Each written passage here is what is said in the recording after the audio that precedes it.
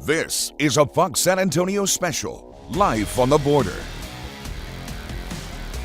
Good evening, I'm Grace White and welcome to this special that's all about exploring what life is like for people living along the South Texas border. The issue is extremely relevant right now with leaders in Washington trying to develop reforms to the nation's immigration policies. In the next half hour, we're going to show you the impact of immigration on law enforcement, ranchers, and even one county's morgue. First, we're going to take a look at what deputies in rural counties face each night. They try to catch who they can as hundreds of undocumented immigrants are smuggled across the border. When we traveled down to Brooks County, we saw how thin resources are affecting the security of our border. As the sun goes down, the day is just beginning for the one Brooks County deputy on patrol. Things are quiet until darkness sets in and the chaos arrives. Around 8:30, we're dispatched to a bailout. That's code for a group of undocumented immigrants jumping out of a car to avoid being caught. How often do you guys see bailouts? It happens on a daily basis. This bailout happened just moments ago. We're on 281 just south of the checkpoint. A Brooks County deputy told us he saw about 20 people bail out of this SUV. I clocked it at about 83 miles an hour. When I got in behind it, the driver actually started slowing down. He then sped up quickly. He decided to go ahead and pull into the grass where it is now. Kind of the food they travel with, like that they pack through the woods, you know, for the journey through the brush. Their water jugs, they'll spray paint them black. So during the nighttime, you shine the light at it, you can't quite see the reflect or the white of the jug. Right here, you can see all the foot tracks right here where they crossed. Everyone got away, except this one. And the other officer you called. Were you the driver? Of course. It's my vehicle. Are you worried about your friends out there in the rough terrain? I ain't got nothing else to say, man. But he kept talking. They were just walking. I mean, the guy was at the store. He told me, he asked me for a ride, and that's about it. You know what I mean? It was only 5 people, and my other 2 friends were with me, but that's it. Just gave a ride, picked them up at the store, but that's it. That's about it, man. Why do you think they left you? Well, what I said. It's what I said. I ain't got nothing else to say.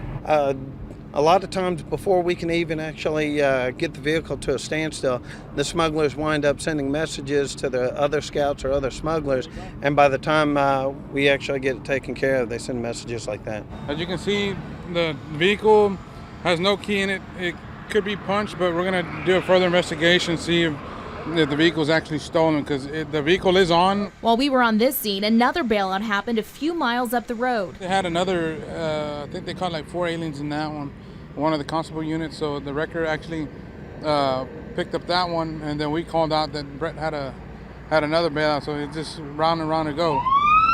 At 9 o'clock, we head to a third bailout. This one in a part of the county we were just patrolling an hour ago. This was another bailout. Deputies say this driver crashed into a fence, and if you take a look inside the truck, you can see the middle console and the back seat have been ripped out. All signs deputies say this truck was used for smuggling. They said anywhere from 20 to 25 people. In this truck? In this truck, yes. And if they make it through the night, I guess they could show up on the road in the morning to be picked up? Yes, if they stick with the guide or the coyote, if they stick with them, they'll normally just lay up for the night and get another vehicle to come in. It's just a waiting game for them. Brooks County 911. And believe it or not, sometimes in the middle of the night, they call 911. They're really either in distress or they want to get picked up. A lot of these guys really don't know what they're coming in contact with, like through the brush. A lot of times they'll call through the 911. Usually has a bunch of different numbers on the telephone. A lot of these are Salvador numbers, Mexico numbers, Honduran numbers that we cannot generally call back. Israel Gonzalez says there's one call he will always remember. We had one sometime the beginning of the year. A lady had called that her husband had died in her arms. It's political, you know. Anytime, nobody wants to come out and say that it's not secure down there or up here, you know, but the sad reality of it is it's not secure. Chris Cabrera sits on Border Patrol Council, a group that in recent years has been more outspoken about their needs. They come down from Washington. Ms. Napolitano comes down from Washington, and she how secure the border is, but yet she comes down with a huge security detail.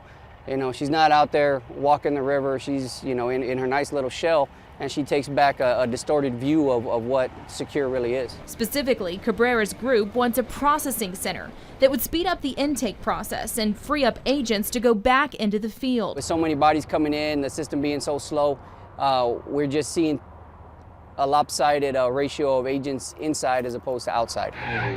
Brooks County deputies feel the same way. We're real short-handed, and we can't be everywhere at once. And the county's so big, and the manpower is just so small. I mean, we don't have a lot of manpower, and we're just spread pretty thin. Especially when there's only one deputy to patrol the entire county. You can just imagine we had a lot more manpower, what could be achieved here in this county.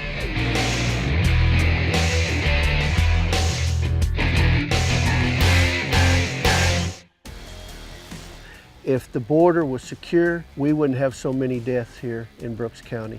Life on the border also includes death. Coming up, we'll show you the problem piling up for small communities who are already stretched thin.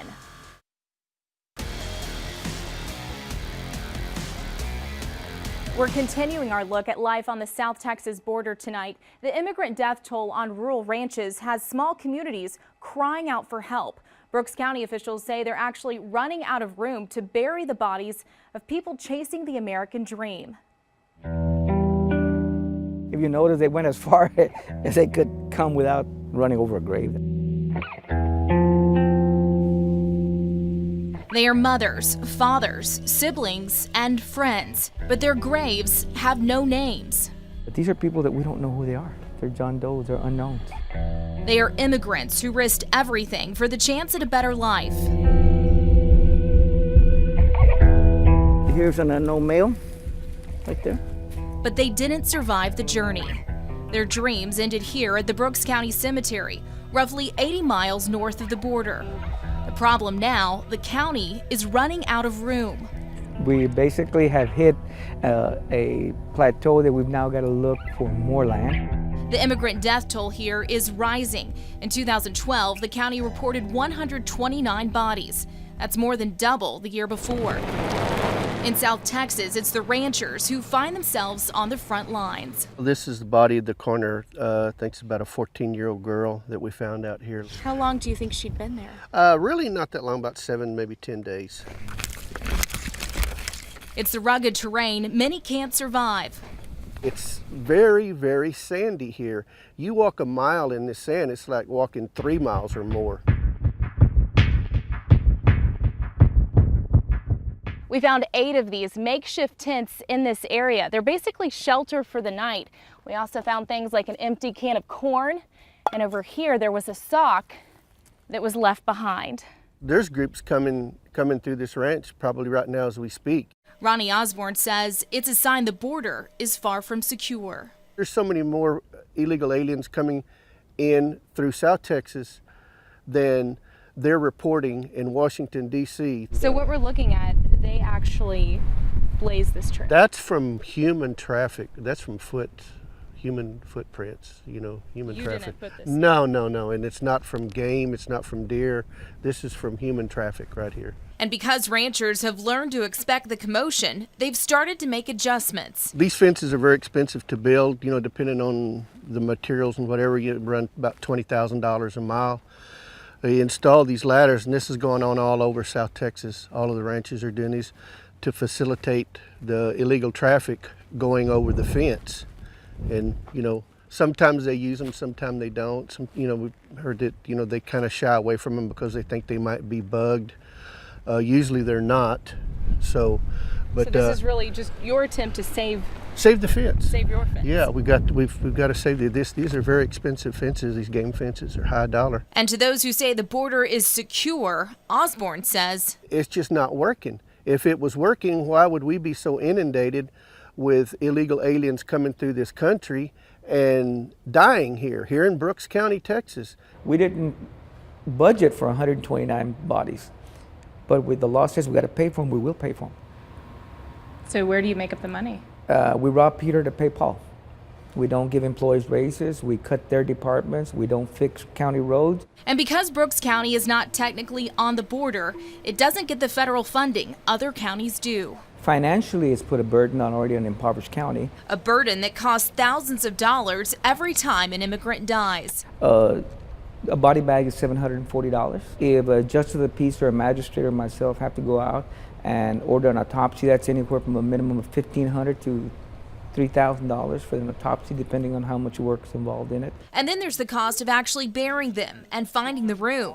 Recently, the county has started to take things one step further. It's working with Baylor University to exhume remains. It's a partnership that we are very excited about. The goal is to identify the bodies through DNA and return the remains to their families. If I had a brother or sister or a father that I didn't know what happened to him, you have no closure. I'd want closure. Something that Ramirez says as he walks through the county cemetery, he has a hard time finding. I just can't absorb this happening in my county and that this many people have died and perished here. We should only have one grave out here, not this kind of numbers. Every number is someone's loved one. Loved ones who the county now has to find more room to bury.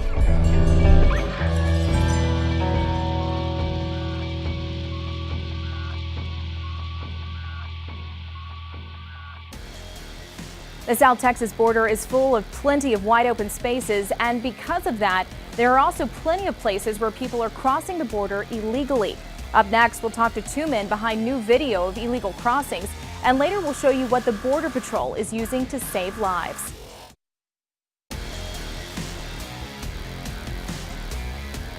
With law enforcement resources stretched so thin along the border, some have started to take matters into their own hands, even setting up cameras with thermal imaging along the border. That, as you can see now, shows a group of people sneaking into the U.S. under the cover of darkness. This video was shot in March by a group called Texas Border Volunteers. Jim Gibson and Charles Gilbert are both with that group. They join us now. Thanks so much for coming. Thank you for having us. Let's get straight to this video. You were actually out there that night. What did you see? That particular night, it was rather quiet, and then we got a call. We heard it over the radio. My group was positioned a little further to the north. And typically we give counts of the group so that Border Patrol has an idea of what they're going to be responding to. And as time wore on, the group got larger and larger and larger in terms of the count, and it was something that we had not seen before. In fact, it was only a couple of days before that we had a group of 41, and we thought that that was probably the biggest group we would ever see. And contrary to that, we had a group of 60, and then later on a group of 50. How many people out of the group we just saw in the video got caught? I believe that was a total of 110 reported. And I believe there were 82 apprehensions. 82 apprehensions. Now, how does this work? You know, Texas Border Patrols, you've been involved for many years. Talk about how many people you have and how do you go out and assist Border Patrol in catching these people? We try to be the eyes and ears of Border Patrol while we're out there, additional. We've got probably 200 members throughout the group, and at any given watch, we get somewhere in the neighborhood of 25 to 35, maybe as high as 40. And we will normally post out at night. We have the ability with night vision and thermal imaging, as you've seen, that enables us to remain hidden and still be able to observe and report. And we will then, as Jim said, call that into Border Patrol. We will maintain visual on them for as long as we can and give Border Patrol direction, location, and hopefully the Border Patrol will be there with ground units, sometimes with air units to spot, and hopefully they get the group picked up. Sometimes we see it happen and sometimes it doesn't happen until much later. So you try to avoid confrontation? Absolutely. At all costs, yes. Our mission is to observe and report. We occasionally work with Border Patrol. If they ask for our assistance, they're kind of our heroes. It's hard not for us to help, to want to help. And how big is your group? How many volunteers do you have? Are they all from Texas, South Texas? Where do they come from? No, actually we have members from California, Massachusetts, Florida, Wisconsin, Nebraska, Montana, Oklahoma, Missouri, and I'm probably leaving out some. But obviously these folks can't come down for every operation, so what they do is they'll save up their vacation time and come down once or twice a year. In Texas, our members are scattered all over the state. They come in from Midland, north of Dallas, up in the Sherman area, Dallas itself, Houston, the Tyler area, and San Antonio, of course. Do you compensate people for their time, or is this solely volunteer? No, it's strictly volunteer. Every volunteer pays his or her own way out of their pocket. And anything that we buy for the organization, as an organization, is paid for through donations. We're a 501c4, so we get no tax dollars, and we operate at our own expense. Let's talk about something we saw when we were down in Brooks County a few weeks ago, immigrant deaths rising. That's something that you guys have encountered as well. I've found personally one individual that had passed. The deaths were at a record last year. The fiscal year that Border Patrol counts, 129. And we're relatively certain that there were more, but often they never find the bodies. Yeah, we're working on about 40,000 to 50,000 acres, and obviously there's some heavily dense areas out there that an individual could crawl into, and they may never be found. So we have no idea how many may still be out there. Now, Brooks County, it's off of 281, and there's a checkpoint there in Falfurrias. Right. Why do you think that particular area is such a hot spot? Basically because 281 is a corridor that's coming straight up from McAllen. South of that checkpoint is where the smugglers typically will drop their loads because they know they can't get them through the checkpoint. And what those individuals do is pick up coyotes, and they will guide them east and west into the ranches and then start moving them north to a point on the north side of the checkpoint where they have prearranged rides scheduled to pick them up. So, and you look at 281 on the map, it's a main artery, comes straight into San Antonio. You've got 59 that shoots off of it, takes you straight into Houston. So it's a natural avenue for smugglers to want to use. Now, I know your video that you showed us is getting a lot of attention from lawmakers here locally and at the national level. What do you think can be done to stop this? What do you hope will be done? I would personally, and this doesn't necessarily reflect the opinion of the group, personally, I would like to see them turn off the magnets. I would like to see a comprehensive guest worker program. I would like to see E-Verify as a mandatory implementation for employment. But then I would like to also see them extend E-Verify to any entitlement programs, schools, medical attention. If you do not allow people to function in the country, then I believe they would go back. I believe they would self-deport and figure out a way to get here. And if you could do that, then you could take the resources that the government has right now and focus on the really bad characters, the people that keep a lot of us awake at night. Our thanks to Jim Gibson and Charles Gilbert with the Texas Border Volunteers for sitting down with us. Still ahead, a beacon of hope for immigrants wandering the wilderness. We're exploring the Border Patrol's efforts to find them and keep them alive.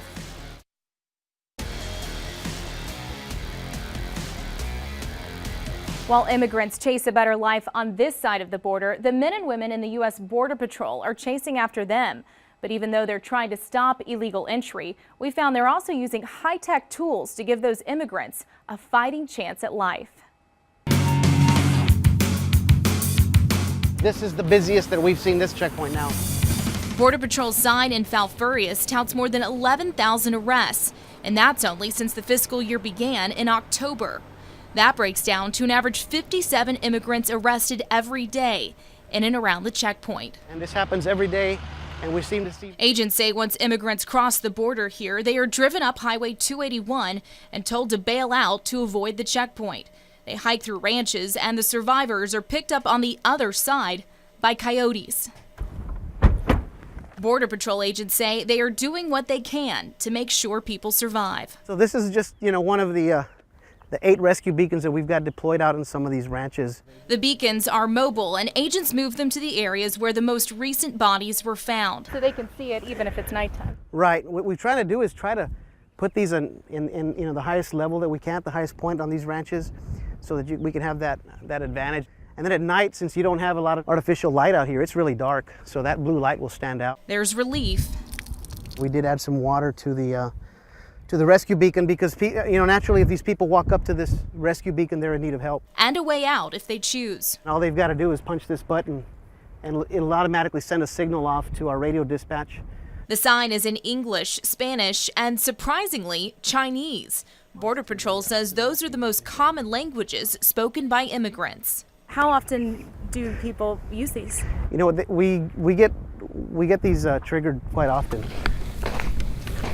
We've also marked a little over 900 landmarks throughout the South Texas corridor, primarily around this area that we're looking at now. We've got water troughs, we've got windmills, we've got pipelines, and they're all specially marked with a number that corresponds to a GPS location, so that when somebody is lost, if they relay that number to us, we will immediately respond to them. While they have broken the law coming into the U.S., that doesn't make them, less than human. And so, we want to do what's right for them. Because the coyotes aren't. It's clear by the number of bodies turning up in Brooks County, the smugglers are quick to leave them and cut all ties. To them, you're nothing more than a commodity. You're just a product. You're not a human being. And if that means leaving you behind for death, then so be it, as long as they make the rest of their commodity makes it to Houston or Dallas or wherever they're headed.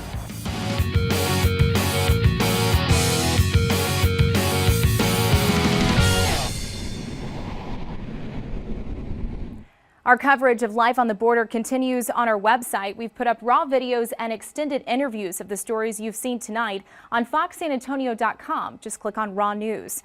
That's all the time we have tonight for this special focusing on life on the South Texas border. We've tried to shed some light on what's happening along a stretch of the state some of us have never seen. I'm Grace White, and I hope you have a good night. Please stick around for Maximum Sports coming up next.